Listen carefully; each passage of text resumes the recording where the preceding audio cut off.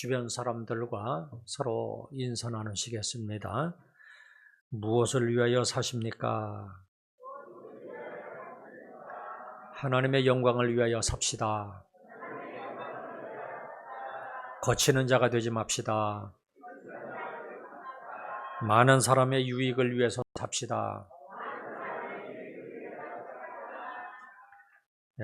사실은 이것이 우리 오늘 설교 내용입니다. 밭을 전혀 갈아본 경험이 없는 아들이 있었어요. 어느 날 아버지가 소를 몰고 밭을 가는 것을 보고는 아버지 저도 한번 갈아보겠습니다. 그래서 쟁기를 이어받아서 밭을 갈았습니다. 그런데 아버지가 간 밭고랑은 반듯한데 아들이 간 밭고랑은 꾸불꾸불했어요. 이 모습을 보고 있던 아버지가 반듯하게 밭을 가는 방법을 알려주었습니다. 손으로 쟁기를 꼭 잡고 눈은 땅만 보지 말고 앞에 목표물을 정해놓고 그것을 쳐다보라 그랬어요. 이 설명을 듣고 아들은 마침 그 앞에 보니까 풀을 뜯고 있는 소가 있어가지고 그것을 목표로 정하고 다시 한번 밭을 가보았습니다. 그런데 이게 웬일입니까? 여전히 밭고랑이 꾸불꾸불했어요. 그래서 아들이 아버지에게 묻습니다. 아니 아버지의 말씀대로 목표를 정하고 가라는데도 왜 이렇습니까? 그러니까 아버지가 무엇을 목표로 정했느냐? 저 앞에 풀을 뜯고 있는 소를 목표로 정했습니다. 그러자 아버지가 이렇게 얘기합니다. 야 인서가, 움직이지 않는 것을 목표로 삼아야지. 움직이는 것을 목표로 삼으니까 그것이 움직일 때마다 너도 방향이 틀어지는 것이 아니냐. 그래서 이번에는 아들이 언덕에 있는 큰 소나무를 목표로 하고 밭을 갈았더니 이번에는 정말로 밭고랑이 반듯하게 잘 갈렸습니다. 우리 인생도 이와 같은 거예요. 무엇보다도 삶의 목표를 분명하게 정하고 살아야지 돼요. 그리고 삶의 목표를 정해도 변하지 않는 하나님의 말씀으로 정해야지 돼요. 그런 면에서 새해를 시작하는 첫 주에 오늘 본문을 통해서 무엇을 위하여 살 것인가 라는 제목을 가지고 말씀을 전하겠습니다. 말씀을 듣는 중에 삶의 목적을 분명하게 정하는 그런 은혜가 있기를 주님의 이름으로 축원합니다. 우선 제일 먼저 우리들은 하나님의 영광을 위해서 살아야 합니다. 본문 31절 보세요. 그런즉 너희가 먹든지 마시든지 무엇을 하든지 다 하나님의 영광을 위하여 하라. 왜 하필이면 먹든지 마시든지 무엇을 하든지 하나님의 영광을 위하라고 하는가? 이것은 오늘 본문을 보면 그런즉 이렇게 시작하는 것을 보면 알 수가 있어요. 그러니까 오늘 본문 앞부분에 보면 우상의 제물을 먹어야 되느냐 마느냐 하는 이야기를 했거든요. 그리고는 그런즉이라고 하면서 본문에서 결론적인 권면을 하는 거예요. 그러니까 이 결론은 우리 믿는 사람들의 전반적인 삶을 지배하는 원리가 되는 거예요. 우리 믿는 사람의 모든 행동은 그것이 먹는 것이든 마시는 것이든 간에 결국은 하나님의 영광을 위해서 해야 된다는 말씀이에요. 바울의 삶을 보면 정말로 삶의 의미와 가치를 하나님께 영광을 올려드리는 일에 두었습니다. 바울이 기록한 성경 몇 군데만 확인해 보면 이것을 알 수가 있어요. 로마서 14장 8절 보시면 우리가 살아도 주를 위하여 살고 죽어도 주를 위하여 죽나니 그러므로 사나 죽으나 우리가 주의 것이로다. 무슨 뜻입니까? 내가 무엇을 하든지 하나님의 영광을 위해서 살겠다고 하는 고백입니다. 빌립보서 1장 20절 이하입니다. 살든지 죽든지 내 몸에서 그리스도가 존귀하게 되게 하려 하나니 이는 내게 사는 것이 그리스도니 죽는 것도 유익함이라. 나는 살든지 죽든지 그리스도가 존귀하게 되게 하겠다는 거예요. 이처럼 바울은 항상 가치 있고 의미가 있는 삶을 추구했습니다. 오직 하나님의 이름만 높여드리고 오직 예수님의 이름만 자랑하고 증거하면서 살았어요. 그러면서 우리들에게 이렇게 권면하는 거예요. 고린도전서 6장 19절 이하입니다. 너희는 너희 자신의 것이 아니라 값으로 산 것이 되었으니 그런즉 너희 몸으로 하나님께 영광을 돌리라. 우리 믿는 사람들은 이미 하나님의 것이 되었으니까 무엇을 하든지 하나님의 영광을 위하여 살라고 권면하는 거예요. 그리고 오늘 본문에서 너희가 먹든지 마시든지 무엇을 하든지 다 하나님의 영광을 위하여 하라, 이렇게 권면하는 거예요. 그러면 하나님께 영광을 돌린다는 말이 무엇인가? 이것은 모든 생각을 하나님께 두고 살아가는 것을 의미해요.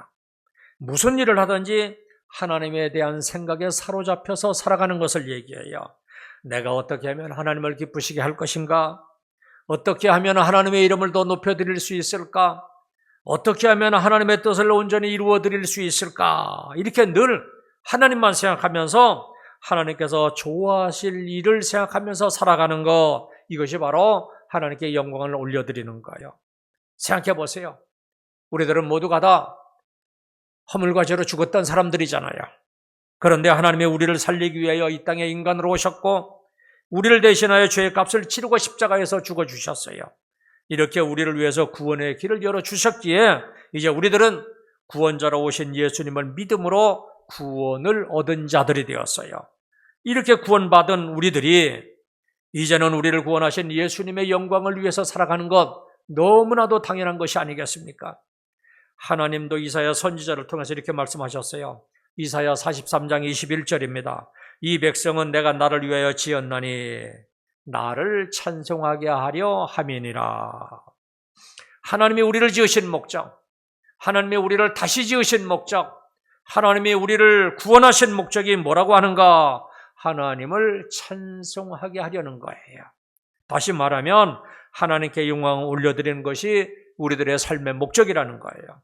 요한복음 11장 1절 이하에 보시면 예수님이 나사로가 죽을 병에 걸렸다는 소식을 접하게 됩니다. 나사로의 누이 마르다와 마리아가 슬픔에 잠겨서 자기 오라비를 위해서 예수님에게 사람을 보냈습니다. 그때 예수님께서 이렇게 말씀하시는 겁니다. 요한복음 11장 4절에 보니까 예수께서 들으시고 이르시되 이 병은 죽을 병이 아니라 하나님의 영광을 위하며 하나님의 아들이 이로 말미암아 영광을 받게 하려 함이니라. 나사로의 병은 죽을 병이 아니라 이것을 통해서 하나님이 영광을 받으시기를 원하신다는 거예요. 다시 말하면 지금 겪고 있는 모든 것이 다 하나님의 영광을 위해서라는 겁니다. 이것을 알면 우리들은 어떤 일을 만나도 반드시 승리할 수가 있어요. 예수님은 건강한 사람뿐만 아니라 그렇지 못한 사람들, 심지어는 죽은 자들까지도 하나님의 영광을 위해서 살아가는 존재들이라, 그러한 존재들로 바라보시는 거예요. 요한복음 9장에도 보시면 태어나면서부터 소경된 사람의 이야기가 나와요. 사람들이 예수님께 물었습니다. 이 사람이 소경이 된 것이 자기의 죄 때문입니까? 아니면 부모의 죄 때문입니까? 그래서 예수님께서 이렇게 말씀을 하십니다. 요한복음 9장 3절에 보니까 이 사람이나 그 부모의 죄로 인한 것이 아니라 그에게서 하나님이 하시는 일을 나타내고자 하심이라. 이 말씀은 하나님이 이 사람을 위해서 하실 일이 있다는 거예요. 하나님은 능히 이 사람을 고칠 수 있다는 것이고 그 이러한 일로 인해서 하나님은 영광을 받으시기를 원하신다는 겁니다. 이처럼 하나님은 능히 우리의 약한 부분을 통해서도 영광을 받으시는 분이세요. 이것을 보면 우리들의 삶 하나하나가 다 소중한 거예요. 우리의 약한 부분을 통해서도 하나님께 영광을 올려드릴 수가 있고 우리의 힘든 일을 통해서도 하나님께 영광을 올려드릴 수가 있는 거예요. 그러니까 우리는 그저 그렇게 힘들게 살다가 죽어버리는 그런 존재로 지음받은 것이 아니라 어찌하든지 간에 하나님께 영광을 올려드리는 그러한 존재로 지음받은 거예요. 이것을 깨달았을 때 우리들의 삶에는 놀라운 능력이 나타나기 시작합니다. 아니, 나같이 부족한 사람이 하나님의 영광을 위해서 지음받은 존재라니 벅찬 감동과 보람과 기쁨을 발견하게 될 거예요.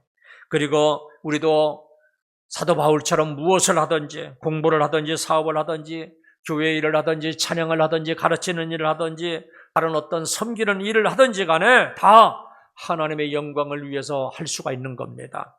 우리가 예수님을 믿고 그리스도인이 되었다 하는 것은 이제는 인생의 목표가 바뀌었다 하는 것을 얘기하는 거예요. 옛날에는 세상에서 성공하고 출세하는 것이 목표였는데 이제는 예수님이 내 인생의 새로운 목표가 된 거예요. 내가 예수님을 알기 전에는 사람들을 더 의지하면서 살아왔는데 이제는 오로지 예수님만 믿고 의지하면서 살아가는 거예요. 제 앞에 있는 이 마이크는 제가 하는 말을 여러분들에게 잘 전달해 주는 것이 존재 목적입니다. 옆에 보면 화분이 참 아름답죠? 색깔도 아름다운데 이 꽃의 역할은 이 아름다움과 향기를 내어주는 것, 이것이 바로 존재 목적입니다. 마찬가지로 예수님을 믿는 우리들은 이제는 하나님의 영광을 위해서 살아가는 것이 우리들의 존재 목적이에요. 이 사실을 확실히 인정하고 여러분 받아들이십니까? 이제는 나는 정말로 하나님의 영광을 위해서 살아가겠다 이렇게 다짐하십니까? 정말로 어느 정도로 다짐을 하고 이해를 했는지 제가 한 가지 질문을 좀 해보겠습니다.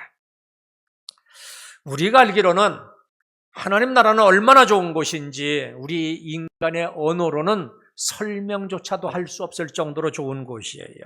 맞죠? 정말로 그곳은 상상도 못할 정도로 우리들의 상상을 뛰어넘는 그만치 좋은 곳이에요. 그런데 우리들은 조금만 아프면 병원으로 쫓아가요. 큰 병에 걸렸을 때는 수술을 하기도 해요. 죽을 병에 걸렸을 때는 나 좀 살려달라고 막 아둥바둥합니다. 그러면 이러한 의문이 생길 거예요. 아니 예수님을 믿는다면서 천국이 그렇게 좋다면 빨리 죽어서 천국에 가면 좋을 텐데 왜 그렇게 수술을 하고 살려달라고 저렇게 아둥바둥하는가?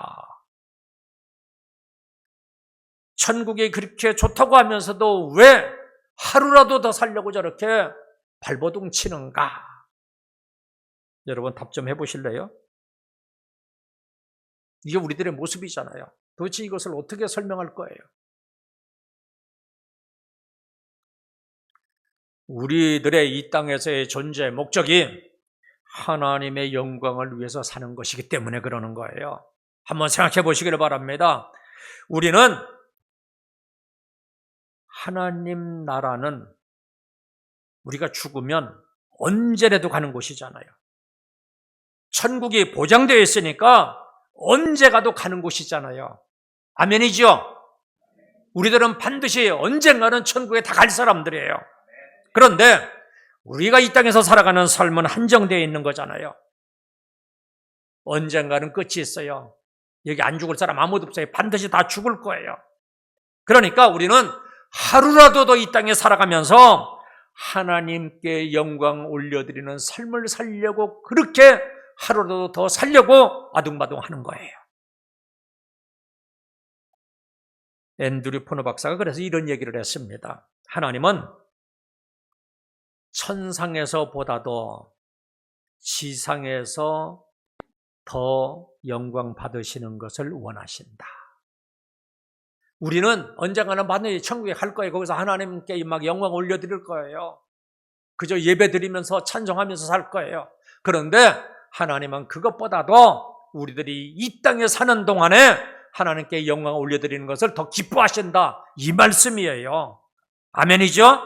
그러니까 우리들의 궁극적인 삶의 목적은 이 땅에서 하나님의 영광을 위해서 살아가는 겁니다. 루터도 이런 말을 했어요. 인생의 종국의 목적은 구원이 아니라 하나님께 영광을 돌리는 데 있다. 이걸 오해하면 안 돼요.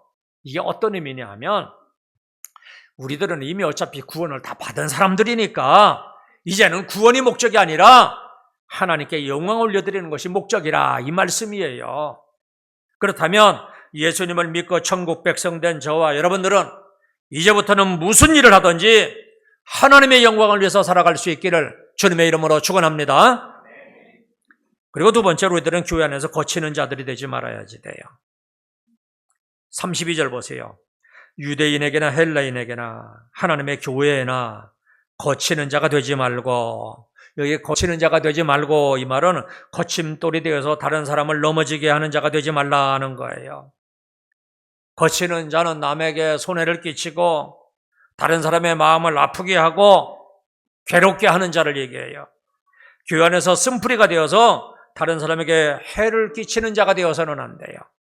다른 사람을 함부로 대하고 상처를 주면 안 돼요. 다른 사람의 아픈 부분을 건드리면 안 돼요. 항상 나 자신 때문에 누군가 상처받지 않도록 조심해야지 돼요. 나로 인하여 실족하고 넘어지는 자가 생기지 아니하도록 늘 조심하고 또 조심해야지 돼요. 은혜롭고 화목하게 하지는 못할 망정 다른 사람을 속상하게 하고 시험에 들게 해서는 안 돼요. 그러니까 우리 믿는 자들의 가장 큰 행동 원리는 첫 번째는 아까 말씀드린 대로 하나님의 영광을 위해서 살아가는 것이고, 두 번째 원리는 다른 사람들을 실족하게 하지 않는 거예요. 꼭 기억하시기를 바랍니다. 첫 번째는 뭐예요? 하나님의 영광을 위해서 살아가는 것이고, 두 번째는 다른 사람들이 실족하지 아니하도록 늘 조심하면서 살아가는 거예요. 다른 사람을 실족하게 하는 것이 얼마나 무서운 일인지 한번 보세요. 마가복음 9장 42절입니다. 또 누구든지 나를 믿는 이 소자 중 하나를 실족해 하면 차라리 연자 맷돌을 그 목에 달리우고 바다에 던지움이 나으리라. 나의 언행으로 인해서 한 사람을 실족시키는 것이 이렇게 무서운 거예요. 그렇다면 우리들은 함께 일하면서 늘 조심하고 또 조심하고 또 조심해야지 돼요. 말 한마디도 함부로 해서는 안 돼요. 달리기를 할 때 보면 다른 사람에게 부딪히거나 다리가 걸려서 넘어지게 하는 경우를 볼 때 얼마나 속상합니까? 막 그 사람을 향해서 그거 보면서 막 욕도 하잖아요. 그러면 그 사람은 거치는 자가 되어서 실격 처리되어 버립니다. 하나님도 이러한 심정을 가지고 거치는 나를 다루시겠다는 거예요. 그러니까 다른 사람을 실족하게 하는 자를 반드시 이와 같이 무섭게 대하시겠다는 거예요. 그런데 이러한 거치는 자가 가정에도 있을 수가 있고 교회에도 있을 수가 있어요. 지금 본문에서 강조하는 것은 우리 믿는 자들은 거치는 자가 되지 말라는 거예요. 그러려면 우리는 우선 교만하지 말아야지 돼요. 교회 일을 하면서 어깨에 힘이 들어가면 안 돼요. 교회의 모든 사역은 다 섬기는 일이에요. 이해하고 배려하고 참고 인내하고 말과 행동을 조심해야 돼요. 나의 말이나 행동이 다른 사람을 기분 나쁘게 하거나 나 이 사역 하기 싫어 이런 말이 나오지 아니하도록 조심해야지 돼요. 골로새서 3장 17절을 보니까 또 무엇을 하든지 말이나 일에나 다 주 예수의 이름으로 하고 그를 힘입어 하나님 아버지께 감사하라. 무엇을 하든지 말에나 일에나 다 주 예수의 이름으로 하라 그랬어요. 말이나 행동을 그리스도처럼 하라는 의미예요. 그리고 또 다른 의미도 있는데 그리스도를 위하여 하라는 의미도 있어요. 우리가 무엇으로 사람을 세우고 무엇으로 사람을 무너지게 하는가? 바로 우리가 하는 말이에요. 내가 무심코 던진 말 한마디가 격려와 위로와 힘이 되기도 하지만 그 반대로 상처가 되기도 해요. 그래서 특별히 우리 말을 조심해야 돼요. 여러분 꼭 기억하세요. 우리 말, 우리 언어 반드시 변해야지 돼요. 내가 직접 들은 말이에요. 어떤 사람이 그러더라고요. 저는 원래 이렇게 타고 태어났으니까 그냥 이렇게 살다가 죽겠습니다. 여러분 그런데 꼭 아세요. 우리는 반드시 다시 태어나야 돼요. 말투도 다시 태어나야 되고 말하는 내용도 다시 태어나야 돼요. 거듭난 사람이라면 당연히 말도 변화되어야 돼요. 그냥 이대로 살다가 죽겠다 하는 말은 우리 믿는 사람의 입에서는 절대로 나와서는 안 되는 말이에요. 기도하면서 노력해야 돼요. 안 되면 또 노력해야 돼요. 천상에 안 맞아도요. 다시 태어나는 거라니까요. 성령 하나님께서 도와주실 거예요. 이해하는 말을 하고 세워주는 말을 하고 위로해주는 말을 하고 격려해주는 말을 하고 힘을 주는 말을 해야 돼요. 절대로 깎아내리는 말이나 부정적인 말을 해서는 안 되고 칭찬하는 말을 해주고 긍정적인 말을 해줘야지 돼요. 여러분, 일을 하면서 부족한 것은 괜찮아요. 좀 부족할 수도 있지요. 완벽한 사람이 누가 있겠어요, 우리 가운데. 다만 최선을 다해야 되고 친절해야 되고 더불어서 함께 일할 수 있어야지 돼요. 늘 사역을 하면서 나는 정말로 부족해 이런 생각을 해야 되고요. 나는 정말로 하나님이 도와주셔야만 돼 이런 생각을 해야 되고 나는 다른 성도들이 좀 도와줘야지 돼 이런 생각을 하고 사역을 해야 돼요. 그때 고치는 자가 아니라 하나님이 사용하시는 자가 되는 거예요. 모세가 그랬잖아요. 모세를 보면, 성경에 보면 모세를 소개할 때 전에도 없었고 후에도 이런 지도자가 없다고 그랬어요. 그러니까 전무후무한 위대한 지도자가 모세였습니다. 그런데 모세도 처음 40년 동안은 자기가 대단한 줄로 알고 살았어요. 권세를 가지고 있죠. 나이도 젊죠. 그러니까 이쯤 되면 내 동족을 구원할 수 있겠다 그래가지고 나섰는데 오히려 미디안 광야로 쫓겨나서 40년 동안 훈련을 받는데 무슨 훈련을 받아요? 어깨에 힘을 빼는 훈련을 받는 거예요. 나이가 들면서 이제 더 이상 힘이 없을 때 뭐라고 합니까? 하나님, 저는 아무것도 아닙니다. 아무것도 할 수가 없습니다. 제발 보낼 만한 자를 보내소서. 이렇게 되었을 때 하나님께서 모세를 들어서 위대한 지도자로 삼으신 거예요. 여러분, 김장할 때 생각해 보세요. 배추가 소금에 절어서 풀이 푹 죽어야지만 간이 배고 맛이 나는 거예요. 이처럼 내가 죽어야지만 함께 사역을 할 때 예수의 향기가 나오고 능력이 나타나서 하나님이 마음 놓고 쓰실 수가 있는 거예요. 다른 사람들에게 절대로 걸림돌이 되면 안 돼요. 어깨에 힘을 다 빼고 나는 아무것도 할 수 없습니다. 당신이 나를 제발 좀 도와주셔야지만 나는 이것을 할 수 있습니다. 이러한 겸손한 자세로 함께 더불어서 일을 하는 겁니다. 항상 스스로에게 물어보시기 바랍니다. 나는 지금 방해꾼이 되고 있는가 아니면 조력자가 되고 있는가? 나는 다른 사람을 세우는 사람인가 아니면 넘어뜨리는 사람인가? 화평을 이루는 사람인가? 풍파를 일으키는 사람인가? 항상 주변 사람들의 사정을 이해하는 사람인가 아니면 묵살해버리는 사람인가? 바울은 예수님을 믿기 전에는 걸림돌이었어요. 그런데 다메섹으로 가는 도중에 변화되어 가지고 하나님의 영광을 위해서 살아간 사람이 되었어요. 우리들은 이미 모두가 다 예수님을 믿는 사람들이에요. 그렇다면 우리들은 걸림돌이 되지 말고 방해꾼이 되지 말고 할 수만 있으면 양보해주고 참아주고 기다려주고 다른 사람을 배려해주는 삶을 살아야 돼요. 그래서 하나님과 사람들에게 기쁨이 되는 저와 여러분들이 다 되시기를 주님의 이름으로 축원합니다. 그리고 마지막으로 우리는 많은 사람의 유익을 위해서 살아야 돼요. 33절 한번 보세요. 나와 같이 모든 일에 모든 사람을 기쁘게 하여 자신의 유익을 구하지 아니하고 많은 사람의 유익을 구하여 그들로 구원을 받게 하라. 성도는요, 모든 일에 모든 사람을 기쁘게 해야지 돼요. 다시 말하면 모든 일을 할 때 모든 사람의 마음에 들려고 애를 써야지 돼요. 다시 말하면 내 이익보다는 다른 사람들을 유익하게 하는 삶을 살아야지 돼요. 이렇게 살아가야 되는 이유는 그들의 영혼을 구원하기 위해서예요. 이렇게 사는 것이 진짜 사랑하는 삶을 사는 겁니다. 전화국에서 조사를 했대요. 사람들이 어떤 말을 제일 많이 사용하는가? 그랬더니 바로 나라고 하는 단어를 제일 많이 사용하더래요. 그러니까 대부분의 사람들이 자기밖에 모르는 거예요. 내 자녀, 내 가족, 내 교회, 내가 일하고 있는 이 부서, 이런 이기주의에 사로잡혀서 일하는 거예요. 그런데 오늘 본문에서 예수님을 믿는 우리들은 많은 사람의 유익을 위해서 살라고 합니다. 남을 위해서 산다는 것은 곧 나를 희생하는 거예요. 나를 포기하지 않으면 남을 위해서 살 수가 없어요.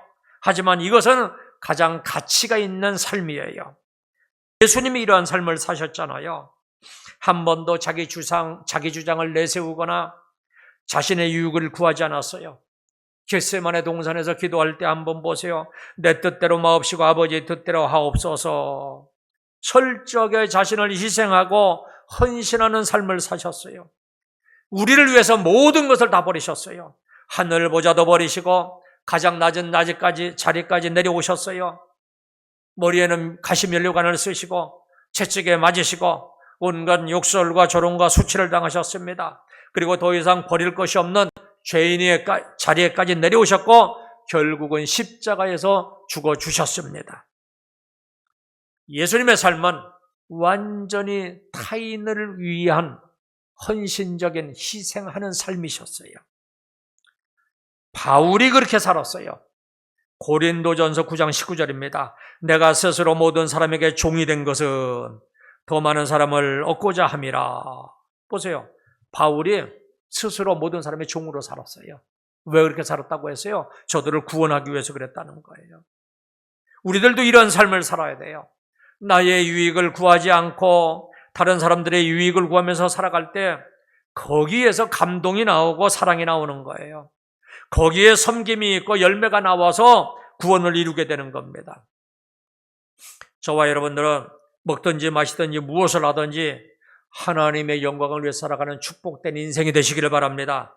저와 여러분들은 귀 안에서 걸림돌이 되지 말고 많은 사람들을 구원의 길로 인도하는 디딤돌로 살아가시기를 바랍니다. 그리고 나의 유익이 아니라 다른 사람의 유익을 위해서 살아가시기를 바랍니다.